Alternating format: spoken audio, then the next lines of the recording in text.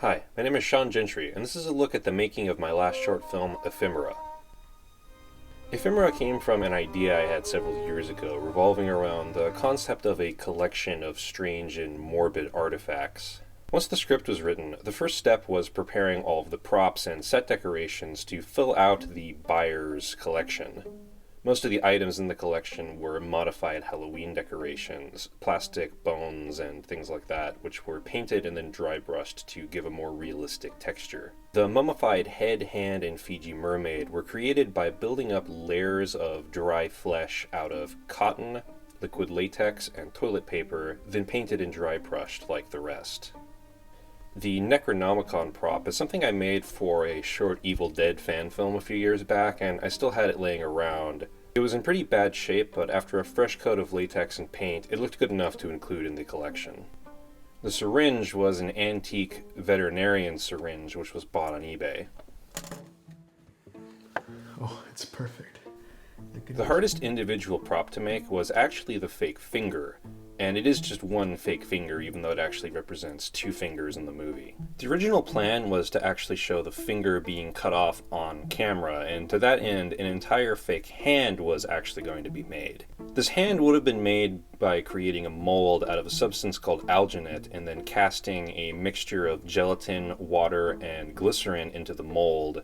For the first attempt at making this prop, we made a mold of Nick's hand, and despite following the mixing instructions on the alginate, the mold ultimately never set. In fact, it never achieved a consistency much harder than cottage cheese. Once Nick removed his hand from the mold, it collapsed entirely and was completely unusable. For the second attempt, I used my own hand. This time the mold set and I was able to remove my hand from it successfully and cast in the gelatin. But the problem was that after this, the gelatin didn't want to come out of the mold. The hand ended up taking severe damage during this demolding process, and despite my attempts to clean it up, it was ultimately also unusable. Following this, I used the small amount of alginate I had left to just make a mold of my finger, and I was able to very carefully remove the gelatin from this mold without doing too much damage to it. The finger looked good enough to use on screen, but of course without an entire fake hand, we weren't able to show the finger being cut off on camera the way I had originally intended.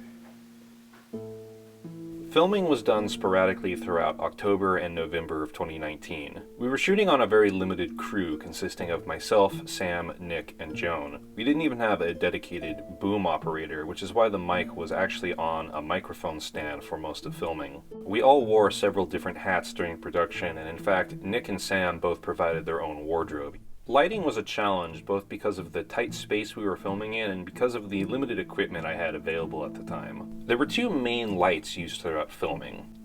One was a Lowell Omni light, a 500-watt tungsten lamp.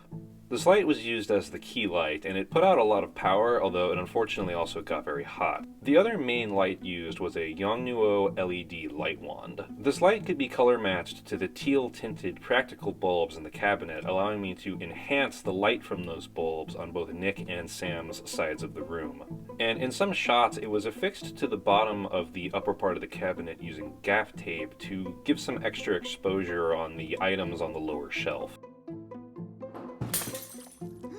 For logistical reasons, we chose not to actually break the jar on camera. Instead, Nick simply knocked it into a box of pillows that was positioned slightly below camera. A sound effect was added, and then the jar was broken separately in a safe area where all the pieces could be cleaned up, and then only certain large pieces were placed on the floor so that no little shards of glass would be left over after we were done filming. The film was edited in Final Cut Pro 10. Once I had achieved picture lock, I began work on the color grading and fixing small continuity errors, while I handed off the task of sound mixing and music to Sam.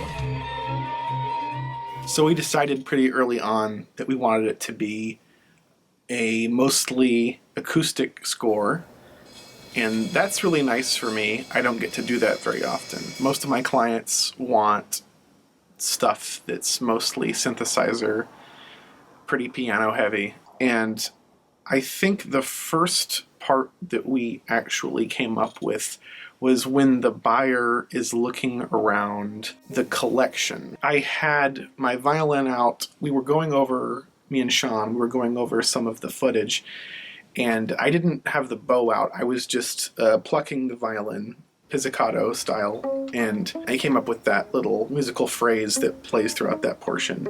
And that moment, I think, kind of decided the trajectory of the rest of the score. It was really refreshing to do mostly acoustic, especially violin-centric, and that made it one of the more fun projects I've worked on, I think. So, that ain't right.